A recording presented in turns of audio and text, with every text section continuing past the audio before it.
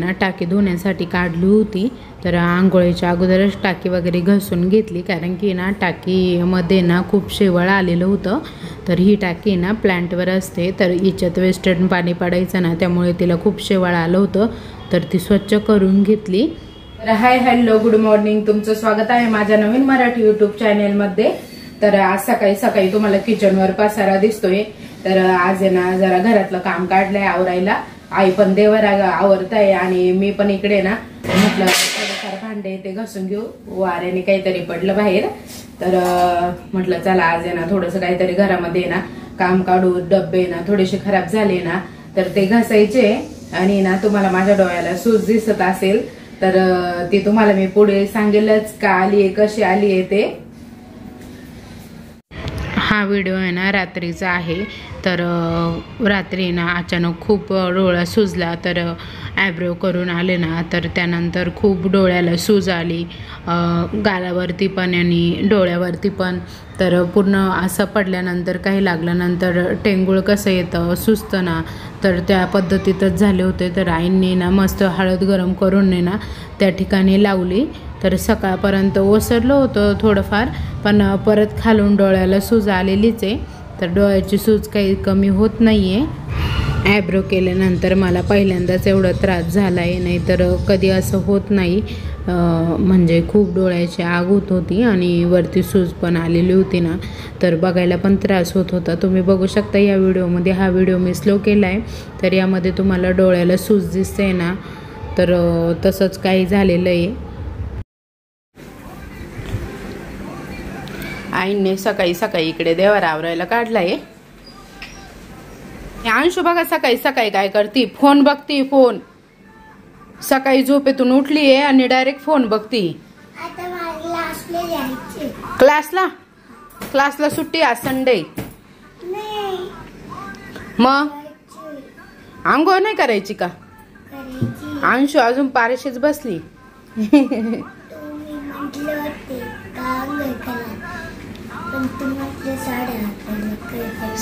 11:30 करायची आहे।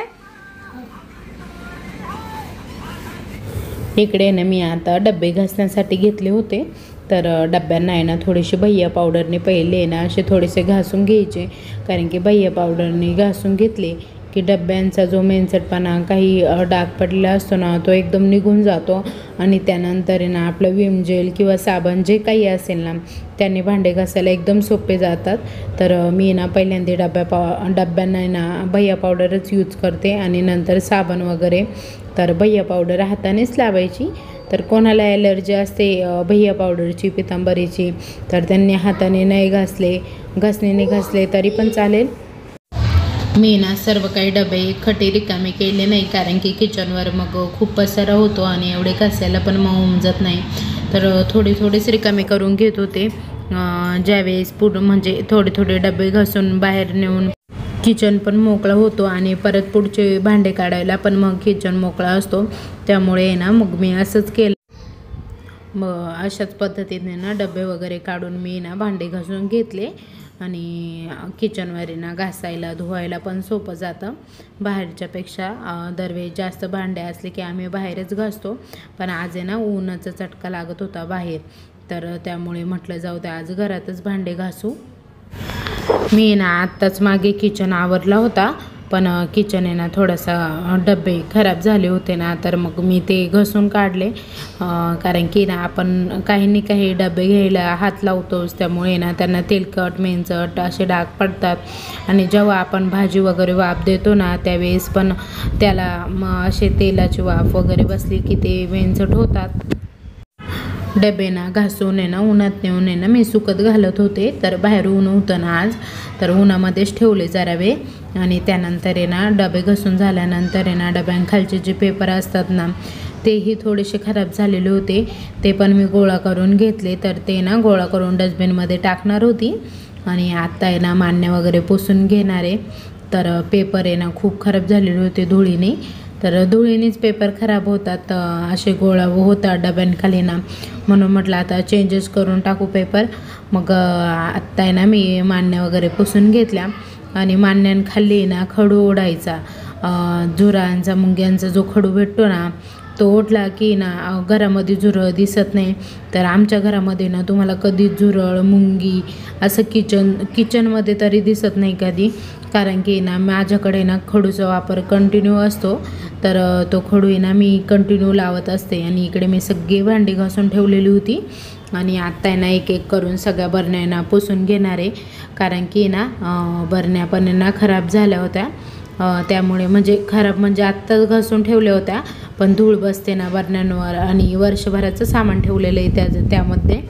हळद पावडर पण आहे ना आमची 1-2 वर्ष असते, लाल तिखट पण 1-2 वर्ष असतं. त्यामुळे ना मग त्या बरण्या ना जास्त काही हवेमध्ये जास्त काढत नाही. तर त्या फक्त पुसून वगैरे घेतल्या आणि ह्या रिकाम्या बरण्या मागेच 2 दिवसापूर्वी मी घासून ठेवलेल्या आहे. तर सगळ्या बरण्यांना पुसून वगैरे घेतला, त्यांच्या खालचा पेपर चेंज करून घेतला, कारण की धुळीने ना पेपर खराब होतो ना, त्यामुळे मग पेपर वगैरे चेंज करून घेतला. तोपर्यंत बरण्यांना काही खालच्या कप्प्यात काही वरच्या कप्प्यात अशा ठेवल्या आणि नंतर आहे ना पेपर चेंज करायचं होतं मला. सगळ्या बरण्या मी ओल्या कपड्याने पुसून घेतल्या, कारण की ओल्या कपड्याने ना थोडासा मिनचटपणा पण त्यांचा कमी होतो आणि स्वच्छ निघतात बरण्या. तर डबे पण आणि बरण्या पण खूप छान चमकायला लागलेल्या होत्या पुसल्यानंतर सुद्धा.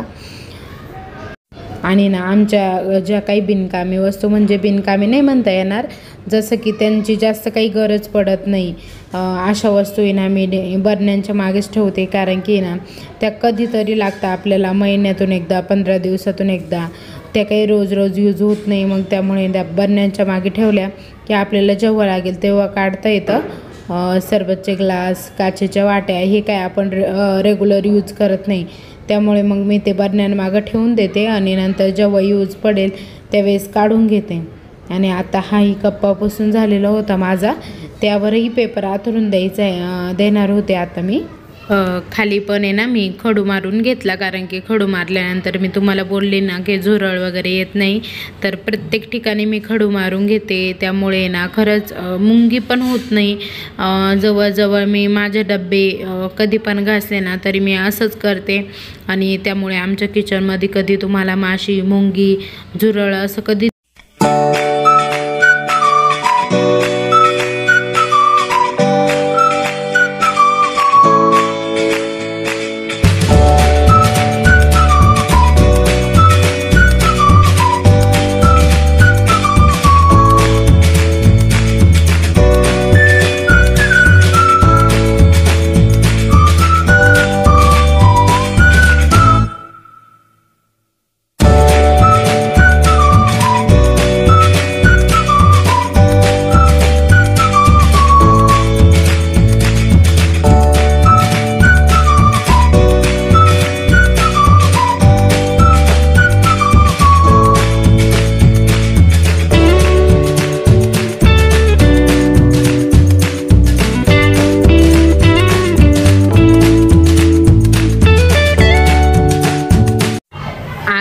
जयाताईंना, मला आणि आईंना आहे ना उपवास होता, तिघींना पण प्रदोष. तर मिस्टरांना आहे ना आणि दादांना रात्रीचा, मिस्टरांनी तर बाहेर नाश्ता केलेला होता, दादांसाठी रात्री मसाले भात केलेला होता, तो गरम केला. आणि दादा बोलले की मला गुळाचा शिराच खायचा आहे, मग तोही केला मी. तुझे केस तूच विंचरते काय? अंशूने केस धुतले आणि तिचे केस तीच विंचरती. मस्त आंघोळ केली आहे, केस धुतले. आज रबर नाही लावायचं का? ठीक आहे. हो अंशू बघा ना किती शायनिंग मारते आहे ना. हा पार्लर मध्ये गेल्या होत्या काय? केस कलर केलं असं टोपी सारखं वाटतं, कलर केलं आहे ना. अंशूचा पण मेकअप चालू आहे. मी साडी त्याच्या मस्त मुद्दाम ठेवली काळी. हा आज घरी संपतली. अंशू मेकअप करून आली आहे. अंशूने केस धुतले आणि विंचरत होती. मस्त असं किचन रूम आवरलाय एकदम चकाचक.